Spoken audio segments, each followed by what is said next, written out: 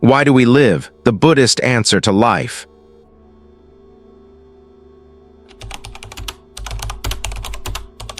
Chapter 1. The Quiet Question in the Autumn of Life. Imagine this: you're sitting by the window at dusk. The sunlight scatters softly across the wooden floor. There's a photo of your family on the table, a cup of tea in your hand, and a silence deeper than silence in your chest. You've lived, worked, loved. You've raised children, perhaps buried loved ones, weathered joy and pain. And now, as the years settle in your bones, a strange question whispers, "Why am I still here? What is the point of all this?" It's not depression. It's not boredom. It's something more mysterious, the search for meaning, a quiet ache that neither wealth nor routine can soothe. This is not a new question. It has followed humanity like a shadow since we first gazed at the stars. And as we age, that question grows louder, not out of despair, but out of wisdom. The Buddha, too, faced it, not in old age, but from the height of youth and luxury. Siddhartha Gautama, surrounded by music, silk, and servants, felt it, the gap between what is and what must be beyond. What he found transformed the world. The ache we feel in the quiet evenings of our later years is not a flaw. It is a gift. It is the whisper of the soul reminding us that we were not born merely to accumulate, to protect, or to pass time. We were born to awaken. And awakening doesn't come from adding more, but from understanding more deeply. This yearning isn't a sign of lacking, it's a sign of readiness. When we begin to question not just what we've done, but what we are beginning to walk the same path Siddhartha walked under the Bodhi tree. The Buddhist path doesn't demand that we renounce the world or our age or our comforts. It simply asks that we look clearly, to look into our own mind and ask, what is it that still clings? What is it that still suffers? Because even in our 60s, even in our 80s, the mind is still chasing memories, chasing health, chasing youth, or clinging to grief, to regret, to fear. But what if we could meet all of that with compassion instead of resistance? In Buddhism, compassion isn't pity. It is clear seeing without judgment. It is the ability to hold pain in one hand and wisdom in the other. For those of us who have lived full lives, this is no longer a theory. It's a living reality. The people we've lost, the aches that visit our bodies each morning, the moments we wish we could do over, these are not signs of defeat. They are the very mud in which the lotus grows.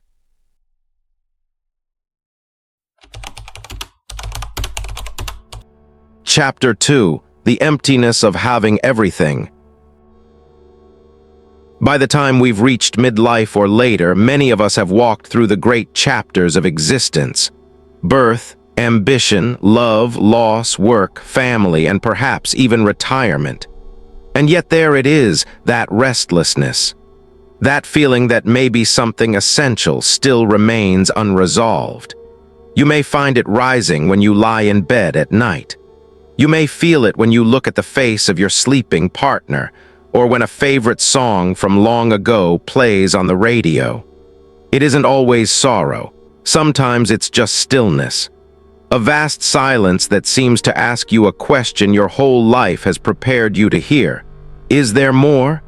Modern science, with all its precision and data, names it the hedonic treadmill.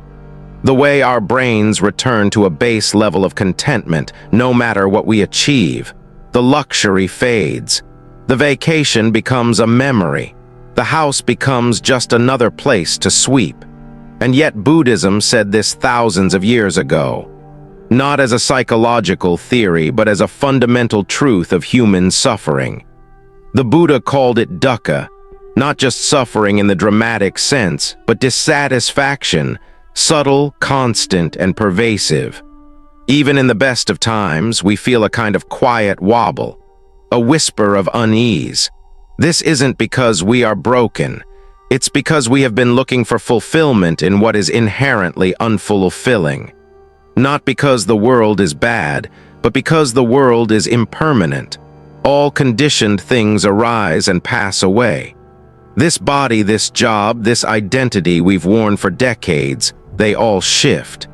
And what hurts is not that change happens, but that we expect it not to.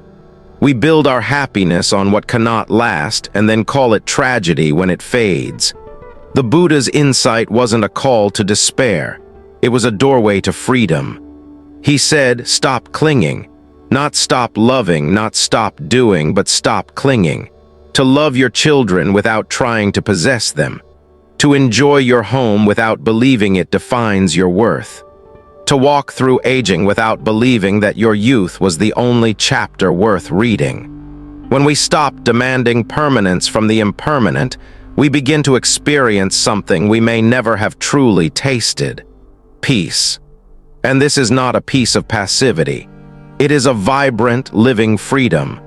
The kind of peace that comes from seeing clearly, feeling deeply, and living fully without grasping.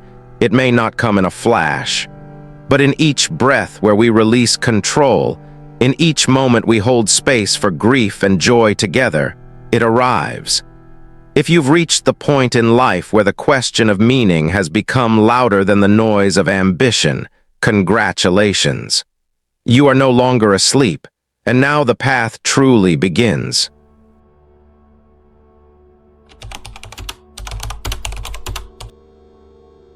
Chapter 3: The Rare Gift of Human Birth.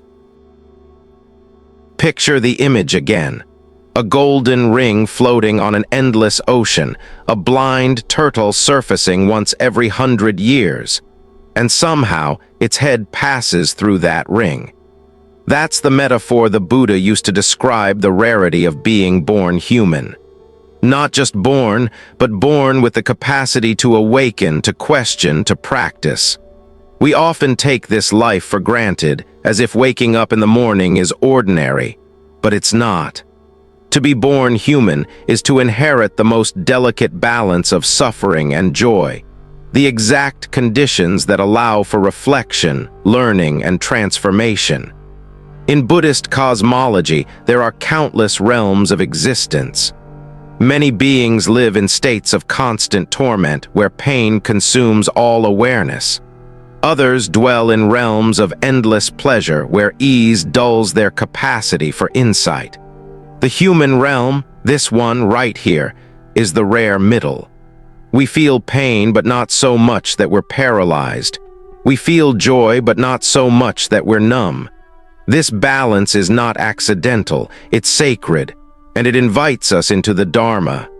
To encounter the Dharma in this life is even more rare. The Buddha once said that even when the teachings exist, few will seek them. Fewer still will practice, and fewer still will realize their truth. But here we are, you and I, reading and reflecting together, which means the conditions have aligned.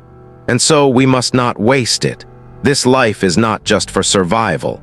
It's not merely to accumulate, consume, retire, and die.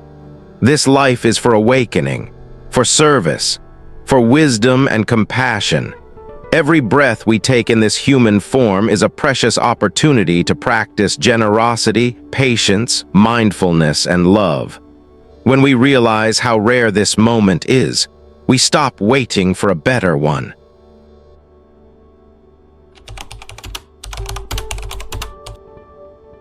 Chapter 4: Why We Suffer. Pain is part of life. Aging, illness, loss, the Buddha never denied this. But he made a crucial distinction: pain is inevitable, suffering is optional. Suffering, he taught, arises from craving. In Pali, the word is tanha, often translated as thirst. It's that grasping for what we want or the pushing away of what we don't want. Craving for youth, craving for comfort, craving for things to be different than they are. The more we cling, the more we suffer.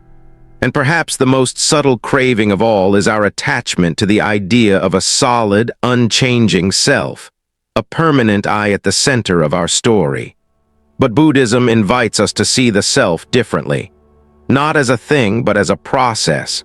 Not a fixed identity, but a river of thoughts, feelings, sensations, and memories, changing moment by moment. Like a candle flame that lights the next, yet is never exactly the same. The suffering arises when we mistake this fluidity for solidity. When we try to freeze the river, we drown. Instead, we can float. We can allow the river to move us moment to moment without clinging. This is not passivity, it's wisdom. It's presence. It's freedom.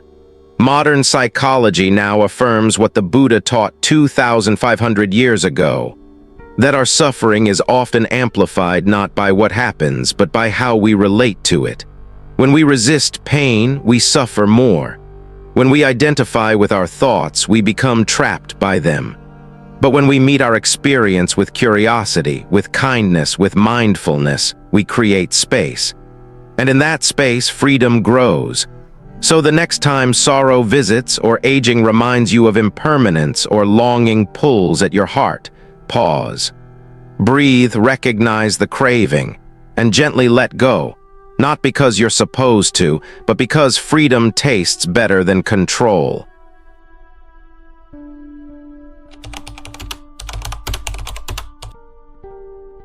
Chapter 5. The Lotus Grows in the Mud. If you've lived long enough, you know pain. You know what it's like to lose someone you love.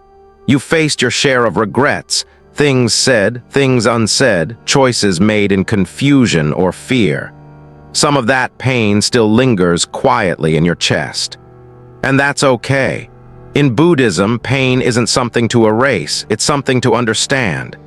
The lotus, that sacred symbol of awakening, doesn't bloom in pristine waters. It roots in the darkest, thickest mud. And so do we. Our suffering can become the ground of our growth. It doesn't disqualify us from the path. It is the path. In fact, many great spiritual breakthroughs only come after our hearts have been broken open. One of the most powerful practices in Tibetan Buddhism is Tonglen, breathing in the suffering of others, breathing out compassion. At first, it sounds strange. Why would anyone want to breathe in pain? But the point isn't to absorb it like poison, it's to awaken the heart's vast capacity to love. When we breathe in the pain of another, real or imagined, we stop pushing suffering away. We welcome it into our awareness and respond with love. We send out comfort, peace, kindness. We become a vessel for healing, not just for ourselves, but for others too. This isn't a metaphor, it's a method. And many people who have practiced it, especially later in life, have found it opens up something they thought was gone. The ability to feel connected, useful, alive. Because what is the alternative? Denying our pain? Pretending it doesn't hurt. That only isolates us. But meeting pain with compassion, even our own, transforms it. The Buddha did not teach us to transcend suffering by escaping it. He showed us how to touch it gently, understand it, and use it to build wisdom. So if you are 60 or 70 or 90 and your body aches or your heart still carries wounds, know this. Your suffering does not need to be healed before your awakening begins. It is not the obstacle. It is the invitation. Meet it fully, walk with it. Let it teach you how vast your heart really is.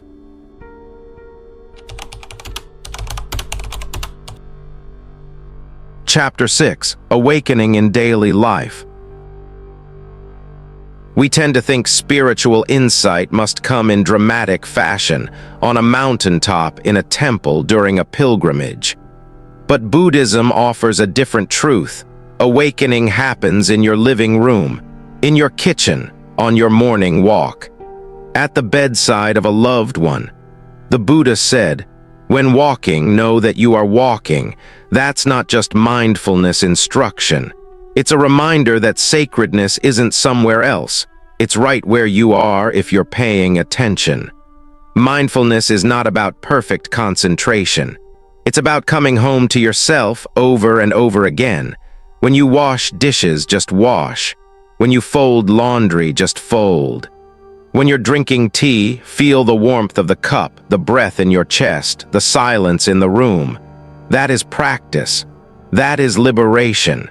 In recent years, neuroscience has confirmed what monks have known for centuries.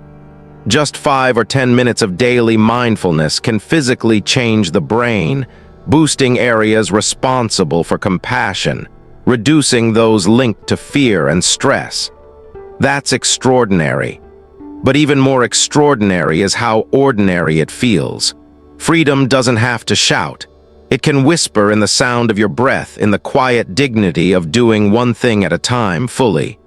And the best part, you don't need to be young or bendy or have a spiritual resume.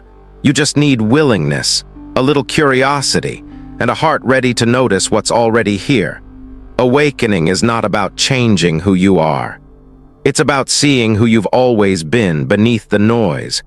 And nothing reveals that more clearly than how we show up in our smallest moments. So don't wait for silence to find you. Make silence in your step.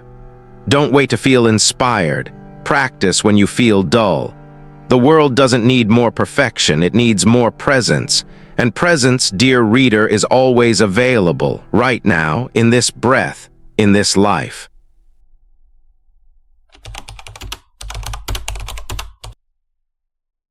Chapter 7. The Answer We've Been Seeking. Why do we live? It's the question that has followed humanity for millennia. And yet the Buddha's answer is deceptively simple. We live to understand suffering and to go beyond it. This is not about escaping the world. It's not about withdrawing from life's challenges. No. The Buddha's teachings invite us to see the world rightly, to understand our true nature, and to relate to suffering in a way that transforms it. To see it rightly means to pierce the veil of illusion. It means understanding that life is not just a series of random events. Rather, it is shaped by the laws of cause and effect, karma and impermanence. The world may seem chaotic, unfair, and filled with suffering, but this is the nature of existence. It's the way things are, and once we understand that, we can stop fighting against it. Instead of struggling with our emotions, we can embrace them with a calm presence, knowing that they too are fleeting. Instead of clinging to pleasure or pushing away pain, we can hold them lightly as part of the beautiful, ever-changing dance of life. This is freedom, and it's available to each of us right now. You don't need to become something you're not. You don't have to chase enlightenment. You already are what you seek. The Buddha's path is not one of becoming. It's one of awakening to what is already here, in the heart, in the breath, in the simplicity of life itself. The only thing standing between us and that freedom is our own attachment to the idea that we are separate, fixed, and permanent. Once we let go of that illusion, we are free. So why do we live? We live to awaken, to see not with the eyes but with the heart, to love more deeply, to suffer less needlessly, and to share that light with others.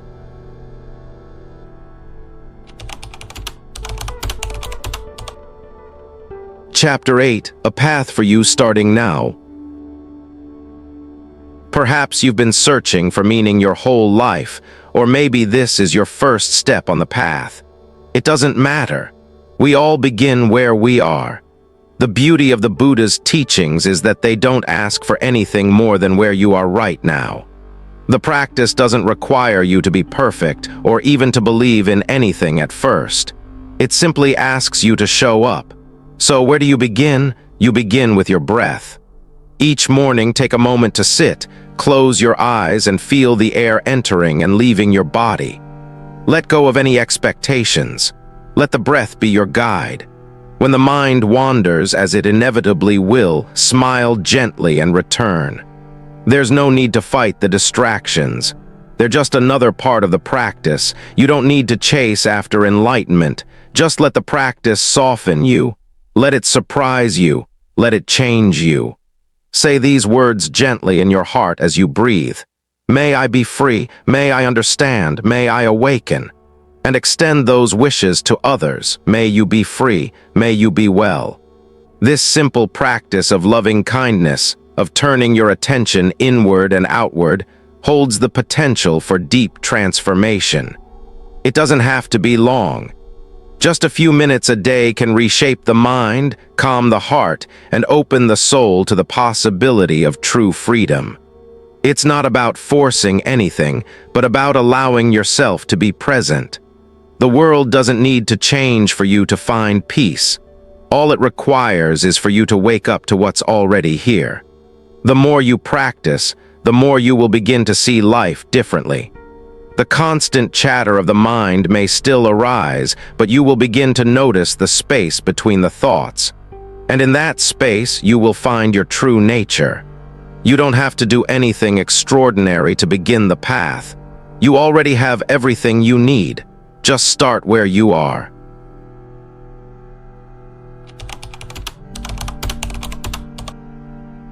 Chapter 9. Your light in this world.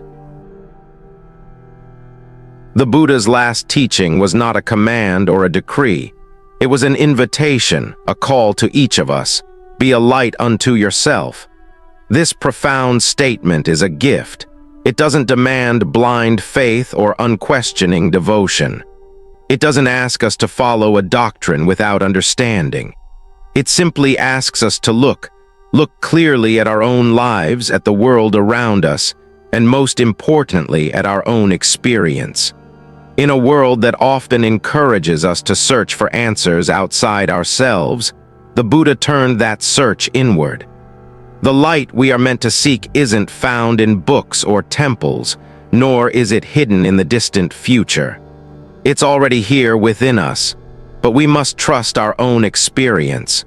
We must be willing to sit with the discomfort, the confusion, the joy, and the pain, without running from it, without trying to control it. Only then can we begin to see clearly. At 50, 60, or even 80, you are not too late to begin. You are not too old, not too set in your ways. You are perfectly placed. This moment right now is your time. This breath, this heartbeat, this fleeting instant, this is all you need to begin. It's not about waiting for the right moment. The right moment is now. It always has been. We often fear that our time is running out. We fear that we have missed our chance. But in the eyes of the Buddha, time is not a linear path. There is no too late in the Dharma. There is only the present moment, and in that moment we can awaken. The past is just memory, and the future is just a dream. What is real, what is tangible, is the here and now. The question is no longer, why do we live? The question now is, now that you are alive, what will you do with this precious breath? This is the moment of choice. Will you continue to live on autopilot, letting life slip by unnoticed, caught in the endless cycle of desire and disappointment? Or will you choose to live with intention, to bring your full presence to every moment, to embrace the beauty and the struggle of being alive? The Buddha's path was not one of escape or withdrawal, but a full engagement with life. It was a path of active awareness, of choosing to bring light into the darkness, not by changing the world, but by changing how we see it. You are the light. You always have been. The only question now is whether you will let it shine. When we begin to live with intention, everything changes. The simple act of breathing becomes a miracle. The mundane tasks of daily life become opportunities for mindfulness. Washing the dishes, walking in the garden, listening to a friend, all become avenues for deep awareness, for loving kindness, for compassion. And when you begin to live in this way, something remarkable happens. You become a beacon of light not only for yourself, but for others. You begin to see the sacredness in the world, and in doing so, you reflect that light to those around you.